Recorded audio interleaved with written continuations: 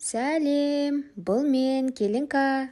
Негізі атым бар ғой, атым Гүлімжан. Ал қазіргі менің статусым Келін. Бұл менің офисім. 24-те 7 плюс 24-те 7 осындамын.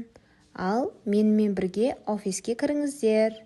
Бұл менің тұрақты жұмыс орыным. Бұл жерде жұмыс істеп келе жатқаныма 5 жылдай болып қалды.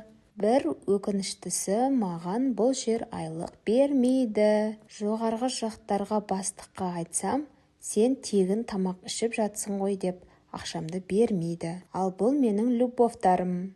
Кей кезде атысты осылай фук еткізгім келеді, бірақ бастық ұрсады, сондықтан қайттан фук еткізіп шашып қоям да, өзім живой атыстарды жуамын. Бұл жақта мен атыс жумаймын. Мен шаршап тұрмын. Қойшы, қоя берші, ертең тамақ істеймін. Бүгін тамақ істемей қойсам бола ма? Деген ондай сөздер болмайды. Әйтпесе, менің бастығым штраф салады. Бірақ штрафты қаяқтан салады, я? Айлық бермейді, қаяқтан қияды. Мен де ойланбаппын ғой ол жайында. Бірақ бастықтың ақша бермеуі дұрыс деп ойлайсыздар ма?